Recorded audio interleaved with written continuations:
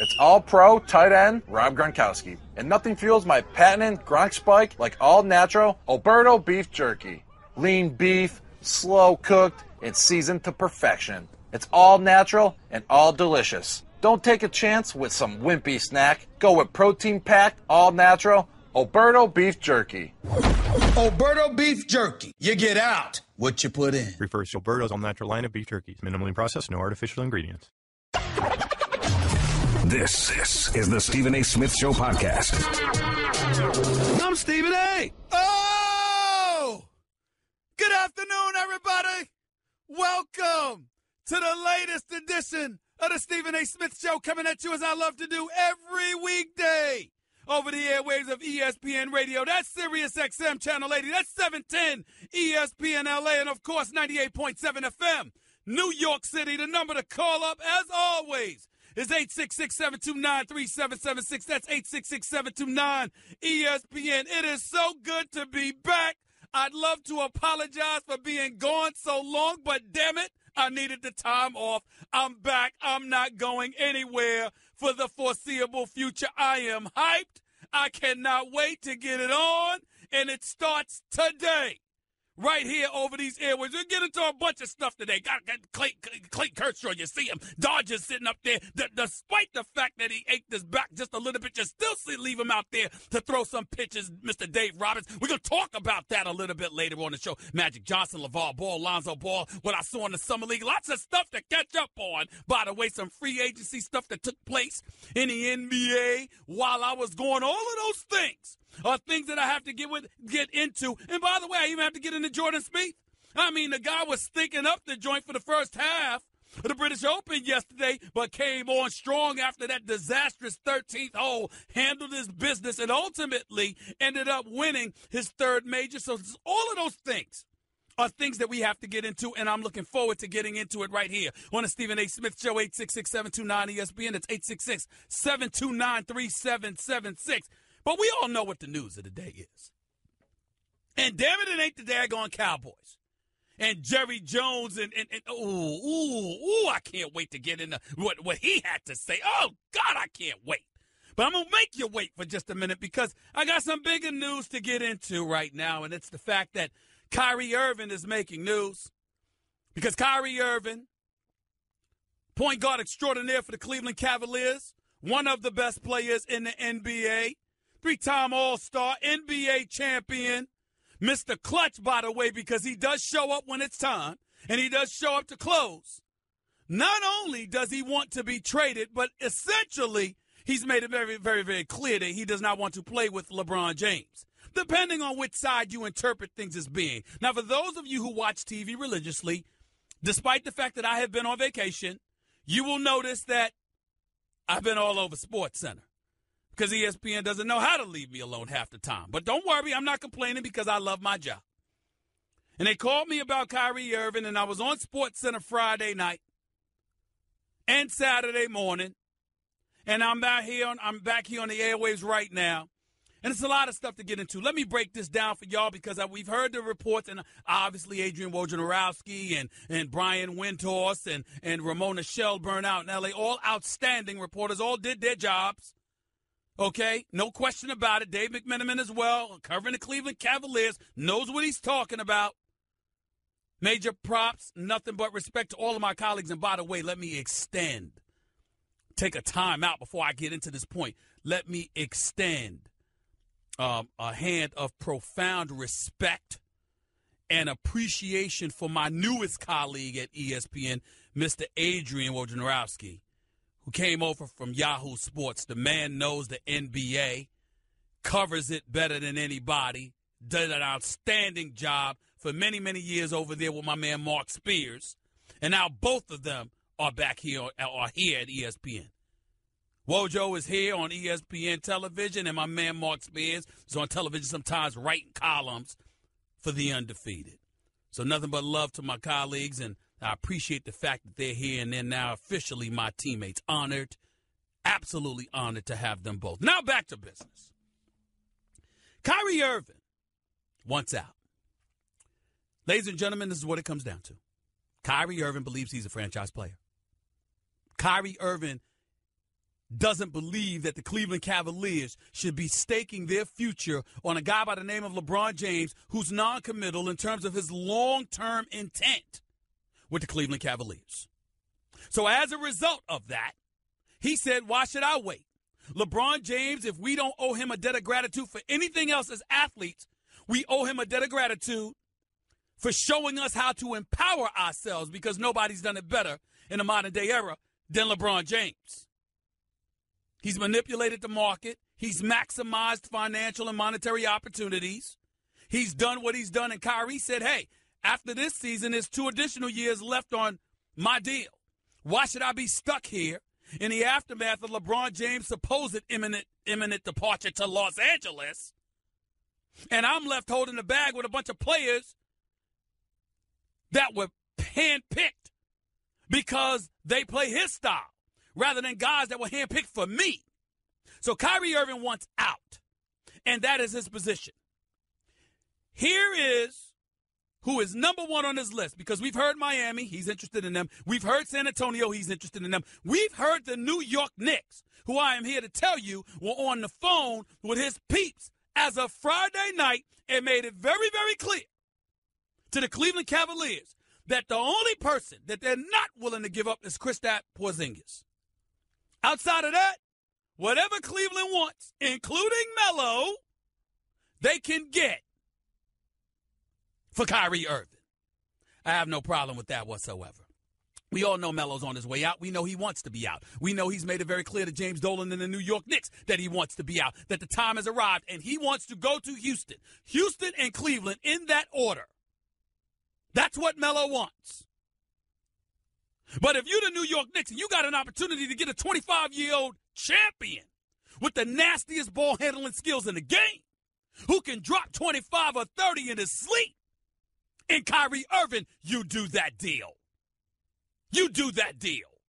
It's nothing to debate here. I'm in a very, very good mood. I promise to be nice, but don't call up here irritating me. Don't act like you don't do that if you're the New York Knicks. You're damn right you do it. And you do it quick, fast, and in a hurry. If you can. But the New York Knicks are not number 1 on Kyrie Irving's list. Matter of fact, they might not be number 2. Even though they have an opportunity to offer the best deal for Cleveland, better than anybody else, the number 1 team on Kyrie Irving's list is the Minnesota Timberwolves. He wants to play with his boy Jimmy Butler.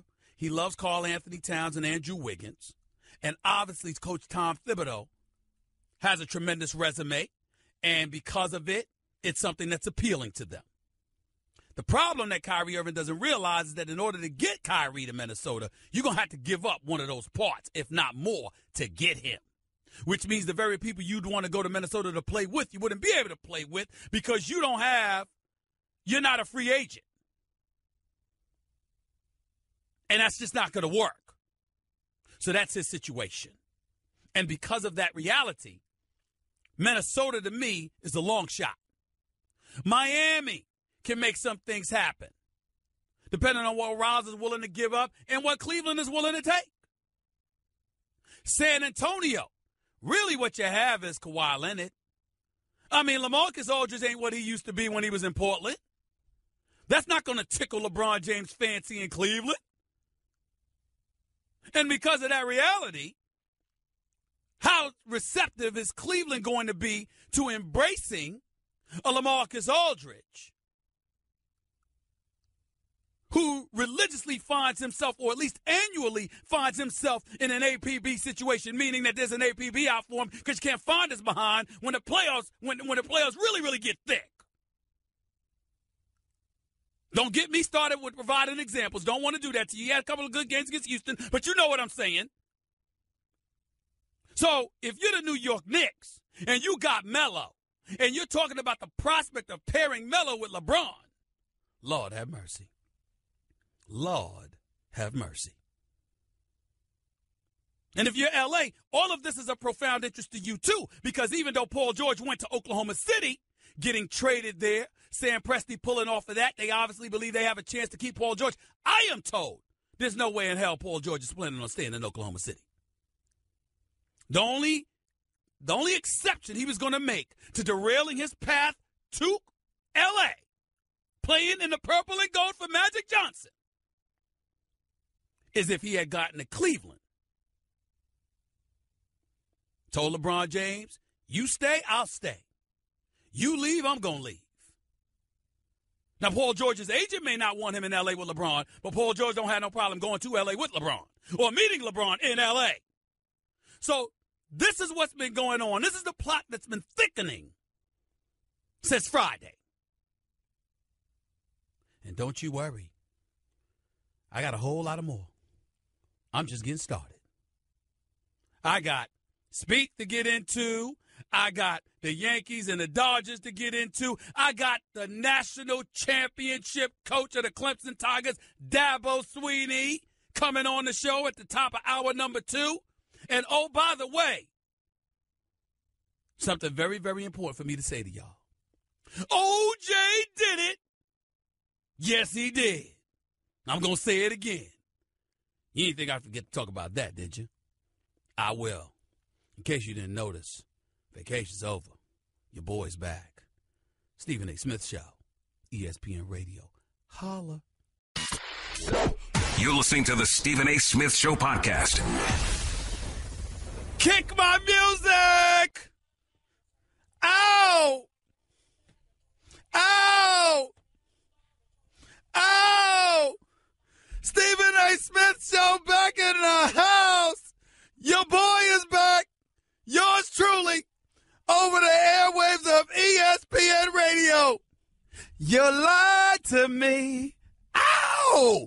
You know, oh, it feels so good to be back. Let me say this. I am no golf aficionado, okay? But I give love and respect where it's due. Jordan Spieth is a bad boy, man. He's a bad somebody.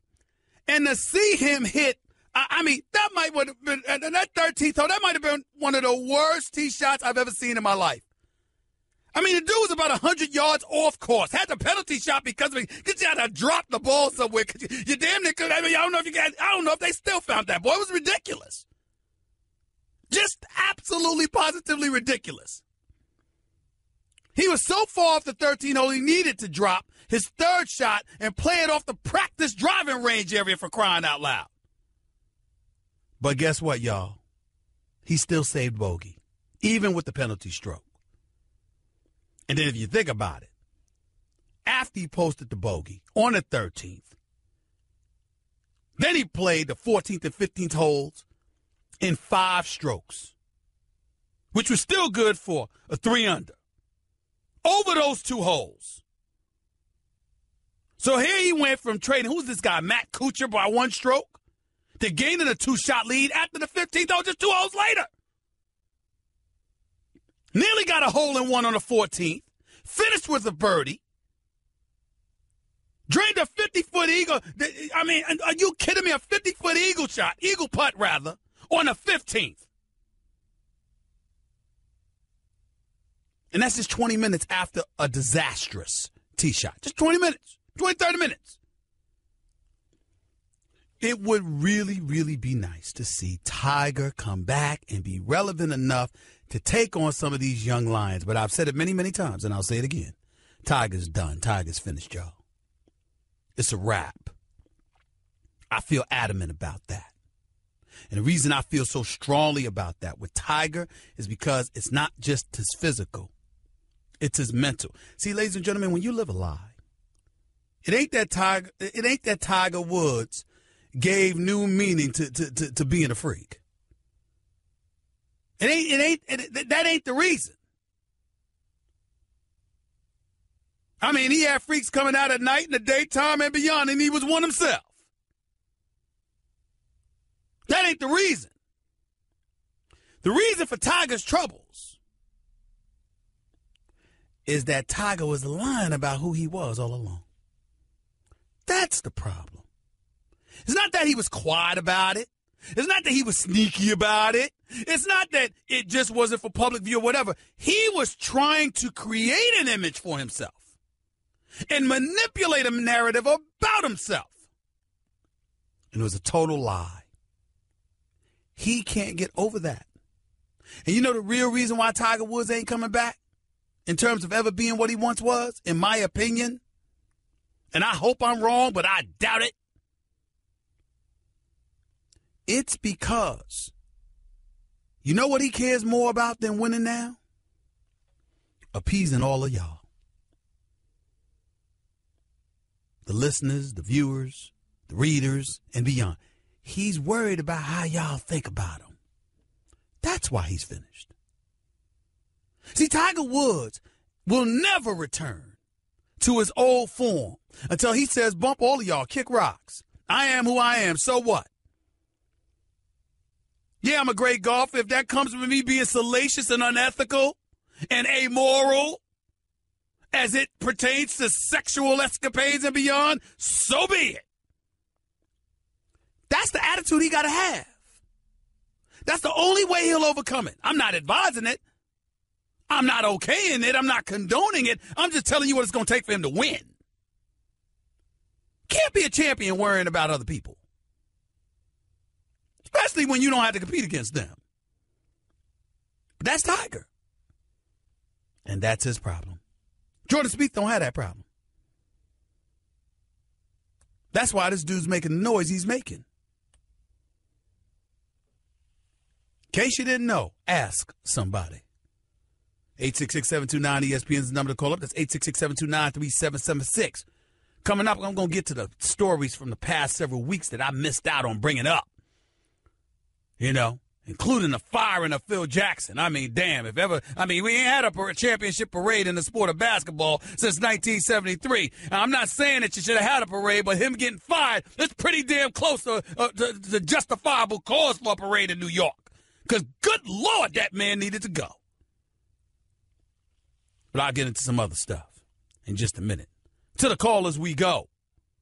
Dylan in Queens. You're live with Stephen A. Talk to me, bro. All right. If Carmelo Anthony is to go to the Thunder, who are the Knicks getting back? Who said Carmelo Anthony's going to the Thunder? There are just reports that they have mutual interest. There's not mutual interest in Oklahoma City unless Carmelo Anthony has changed his mind. Houston was number one on his list. Cleveland was number two. If you are Oklahoma City, however, and it's one of those situations where you're lucky enough to get your hands on Carmelo Anthony, to get him to want to come there, because remember, he'd have to waive his no-trade clause in order for that to happen. If that were to happen, I just have to think about who is going to who's it going to work with, because if you look at their roster, first of all, Paul George ain't going anywhere. Russell Westbrook is not going anywhere. If you're the New York Knicks, do you really want Enes Kanter with $17.8 million? I don't know about that. You might be interested in Steven Adams, who's at $22.4 million, but are you really going to trade straight up Carmelo Anthony for Steven Adams? I can't see that. And by the way, with Russell Westbrook and Paul George, do you have enough basketballs for Carmelo Anthony? I don't see that happening. Plus, I don't see Carmelo Anthony wanting to move away from his kid and his family to be in Oklahoma City. Cleveland, sure. You know, Houston, yeah. Oklahoma City, I'm not so sure, bro. I'm not so sure. I haven't spoken to Carmelo Anthony in a few weeks, but I'm not so sure about that. Okay, but so if he's to go to Houston, well, it was supposed to be Ryan Anderson, but the New York Knicks would not accept that. And so what happens is that Houston, in concert with the Knicks, are trying to get other teams involved to facilitate such a move. But that was before Kyrie Irving said, A, he wanted to be traded, and B, the New York was one of the 4 teams on his list. So now that Kyrie is there, the New York Knicks might be trying to compel Melo to acquiesce to a deal to Cleveland, because they would prefer Kyrie over anybody outside of Russell Westbrook that Oklahoma City has to offer. Straight up Carmelo for Kyrie, if that was to happen. Excuse me? If Carmelo Anthony was to get traded to the Cavaliers for Kyrie, is that straight up? In all likelihood, yes. But I'm sure the Knicks would have to throw in a pick or something, because it wouldn't be enough for Cleveland to just give up Kyrie just for an aging Melo. They would want additional pieces, and we'll have to speculate as to what that would be. Appreciate the call. Charles in Cali, you're live with Stephen A. What's up? So, Stephen A., man, I definitely missed your insight on the radio. Thank you. I just got a couple points to make really quick. Let's go. Number one, you're singing. Whoa. Number two. I know I can't sing, bro. I'm just having fun. Hey. Go ahead. You, man. Yeah. Hey, I feel like the media kind of has something to do with Kyrie wanting to leave as well, because Why? Every time LeBron loses, it's like he ain't got no help. And this man, Kyrie, is a beast. You know what I mean? Stop right there. Stop right there. Not okay. true. Not true. Kyrie signed a 5-year deal in excess of $90 million, Okay. right before LeBron returned to Cleveland, like a week or two before LeBron returned to Cleveland. Kyrie did not know that LeBron was coming back to Cleveland. So Kyrie was salty from that moment. Now, it doesn't mean that they had a contentious relationship. They've talked on many occasions. According to my sources, LeBron James has tried to appease him at every turn. A matter of fact, I had sources in LeBron James camp literally tell me, and I'm quoting Charles, if Kyrie Irving was in front of LeBron James right now, LeBron James would be tempted, quote, to beat his ass, end quote. Those are exact words, because let me explain why, because I want to make sure this is in context. LeBron James' beef with Kyrie has nothing to do with Kyrie wanting to be traded.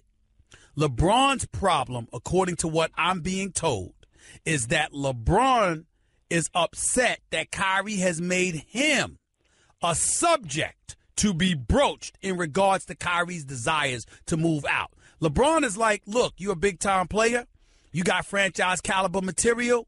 You want to move on to greener pastures, or what you perceive to be as greener pastures. That's cool. But why is my name being raked through the coals as if I'm a difficult teammate, as if I'm some prima donna, as if I'm this, that, and the third? Why are you putting me through that when I've never done anything like that to you and I just tried to be the teammate? Now obviously, this is coming from LeBron James' side.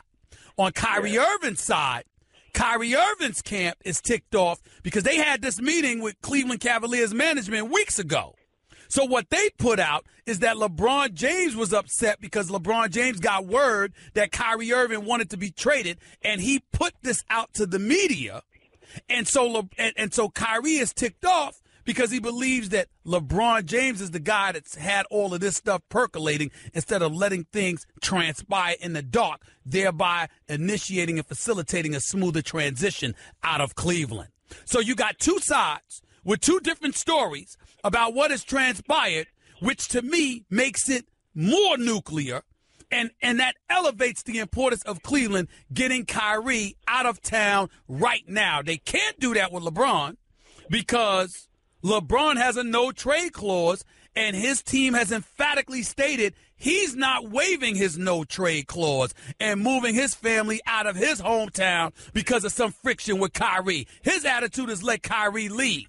And Dan Gilbert, the owner of Cleveland, is stuck holding the bag because even if you said, hey, I want to go with the young stud and Kyrie, the same way Jim Buss went with the young stud and Kobe as opposed to Shaq, in the end, LeBron could get up and leave after next season. And Kyrie's locked in for the next 2 years after this year. So if you're Dan Gilbert and the Cleveland Cavaliers, you are in a very, very bad spot right now. About DeMar DeRozan for Kyrie. Well, that's not going to happen, bro. Kyrie's not trying to go to Canada. Appreciate the call. 866-729-ESPN. That's 866-729-3776. More of your calls. Plus, I'll get into some of the stories over the last few weeks that I didn't have an opportunity to discuss. I'll definitely do that now. You're listening live to Stephen A. Fresh off vacation on the Stephen A. Smith Show on ESPN Radio. Guess what? You're in the middle of the Stephen A. Smith Show podcast. Damn it, I mean it. I'm laughing, everybody, because I'm watching some video of Dabo Swinney, coach for the Clemson Tigers, imitating me on First Take today. It was good. It was good, y'all. It was funny. He'll be on with us in about 25 minutes or so right here on the Stephen A. Smith Show, ESPN Radio. Your boy Stephen A. fresh off vacation. He was in ESPN. He's going to get on. He's in Bristol, Connecticut. ESPN's going to get on me because I'm not in studio, and he's going to be on the show. He swears I'm ducking him. I'm not ducking him. I'm not ducking Dabo Swinney. I swear. I love the guy. But he's right. I did pick Alabama. I'm like, please. It's Alabama. Come on now. Anyway, 866-729-ESPN is always the number to call up. This 866-729-3776. Before I get to, back to the callers and all that good stuff, had some of these old stories that were on my mind that I didn't have an opportunity to touch on because I was on vacation. First of all, let me say this. I am ecstatic that Phil Jackson is gone. Phil Jackson is an 11-time champion as a coach, and it would be sacrilegious to disrespect that man's resume and what he has accomplished. Also sacrilegious to question his basketball knowledge. That's not what I'm talking about. My issue with Phil Jackson is that he didn't deserve the job because he never wanted the job. He never wanted to put in the work to do the job. And he was stealing money with a smile on his face. If you really, really think about it, Phil Jackson had a press conference in September. We didn't hear again from him until April. The only time Phil Jackson was associated with anything of consequence was when Charles Oakley had the fight at Madison Square Garden with security. And Phil Jackson came out of the stands to try and calm him down. It's the only time Phil Jackson has done anything relevant and noteworthy that we know of the entire year. As far as I'm concerned, he should have been gone. Should have been gone before he drafted this French kid, Telekina, out of France. That's me. That's number one. Number two, some of you might have a problem with the New York Knicks signing Tim Hardaway Jr. to $71 million. I do not. In today's NBA economy, it's not bargain basement, but trust me, you can spend that money wrongly elsewhere. I like Tim Hardaway Jr. I like the fact that he's improved under Budenholzer, and I'm happy about that. And I'm ecstatic that GM Scott Perry finally got an opportunity, well-deserved, long overdue. I also watched Lonzo Ball in the Summer League. Ladies and gentlemen, this kid has a talent, as a point guard, as somebody who galvanizes the troops around him and gets dudes to want to play with him. He's that special. He's that special. And if the Lakers can get some players around him, he could do some things. It's going to be Magic Johnson's job. I believe in Magic. Magic Johnson gets the benefit of the doubt from me. Not Rob Pelinka. And I'm not disrespecting Rob Pelinka. Rob Pelinka is a good guy and a damn good agent. But this is his first go-round as an executive, so I don't know about him as an executive. But I know Magic Johnson. And I know what a basketball savant he is. And until proven otherwise, I'm going to give him the benefit of the doubt. But I do caution. And this caution goes out to Mr. Magic Johnson. The Lakers win the Summer League, and we see Magic Johnson on camera, and he says, the Lakers are back? Really? Really? Because you won the Summer League? Now, in the interest of full disclosure, Magic Johnson ain't just the president of basketball operations for the Los Angeles Lakers. That's my brother. That's my man. Love me some Magic Johnson. It's my brother. So as his little brother, I can sit up there and say, really? Because you won the Summer League? Come on now. Come on. Brandon Ingram, promising. Magic expects him to average better than 20 a game. Let's see how much that first year, how much growth has taken place, how much of a positive impact Luke Walton has had on this young pupil. And ladies and gentlemen, it's going to be of paramount importance because those dudes have to show up and give the Paul Georges of the world and potentially, possibly a LeBron James cause to want to come to L.A. following next season. Paul George being dealt to OKC, good move on Sam Presti's part. Let's see how he and Russell Westbrook coexist. That'll be good. CP3 going to the Rockets. It was time. It was time. Didn't make Doc Rivers look so great because Doc Rivers is the ultimate motivator and I think a damn good coach and a champion. But when one of the greatest point guards we've seen in quite some time decides he wants to leave you to go and join James Harden, it's not a good look on the part of the coach. Blake Griffin getting 173, 175 million. All I can say is, my brother, God bless you. What a lucky, lucky man. What a lucky, lucky man. Because Blake Griffin hasn't won anything. He's hurt too much, and there's usually an APB out for his game during clutch, pivotal moments in postseason action. But you had to give him the money because he's good for 20 and 10 a night when healthy, and that's worth the money he's getting paid. And last but not least, outside of the Yankees, with a month-long slide of being 13 and 23 over their last 36 games, I'm not happy about that. I'm certainly not happy about Clayton Kershaw getting hurt last night, injuring that back, going on a DL list. See, the Dodgers keep winning these regular season games, and then you fade in the postseason. It's been since 1980 that they've won a World Series championship, damn it. You're the Los Angeles Dodgers with the best pitcher in baseball. You're not fooling anybody by winning during from April to October, and in October we can't find you. City of L.A. need to stand up and demand something a little bit more. I'm just saying. I guess the city of Los Angeles would have also demanded more from the parole board in Nevada because of O.J. Simpson. Let me be very, very clear. O.J. is a double murderer. Yes, O.J. did it. As far as I'm concerned, he killed Ronald Goldman and Nicole Brown Simpson. She's been under the damn jail for life without the possibility of parole. But that was for the double murder case. This robbery issue that took place in Nevada where the man is stealing his own material and one of his boys were at gunpoint and never even pointed it at anybody, and O.J. didn't point it at anybody. To get sentenced to 9 to 33 years is ridiculous. Should have never happened.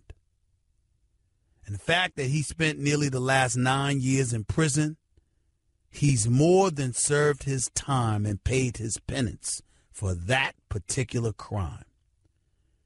Even though he's a lowlife and a murderer who should have been under the damn jail. A jury of his peers said otherwise and let him go free. And as a result, you don't get to judge him for that. You only get to judge him for the robbery. And for the robbery, it is clear that he did not deserve to be in jail for the last 9 years. Period.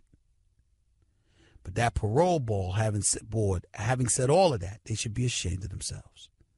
The woman saying he was 90 years old instead of 70, they're laughing and yucking it up. The one other parole board member wearing a Kansas City Chiefs tie for the NFL, showing no objectivity whatsoever. Ladies and gentlemen, that wasn't a parole board hearing.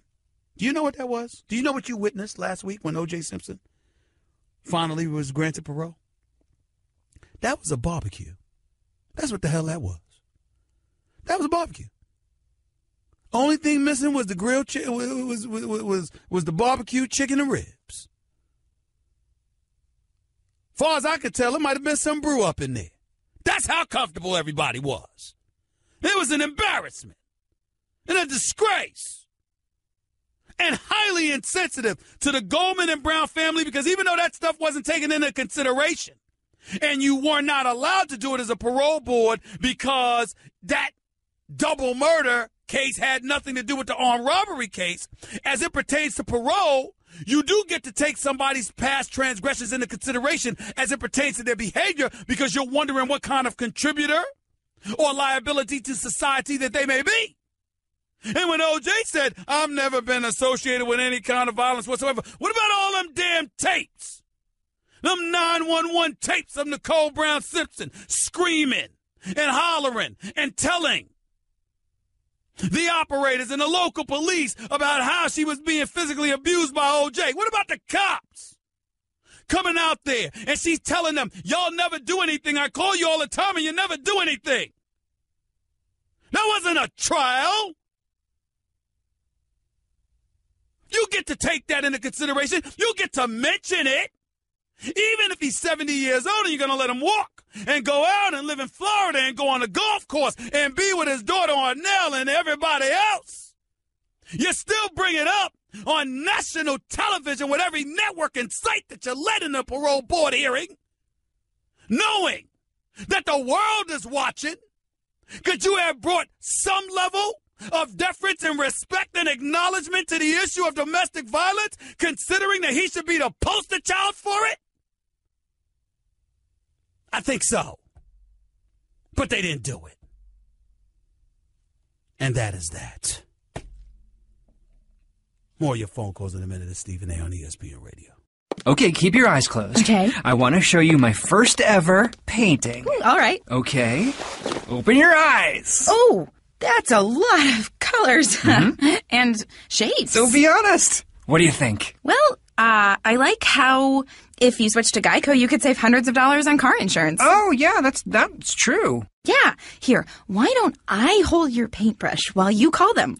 Geico, because saving 15% or more on car insurance is always a great answer. You're listening to the Stephen A. Smith Show podcast.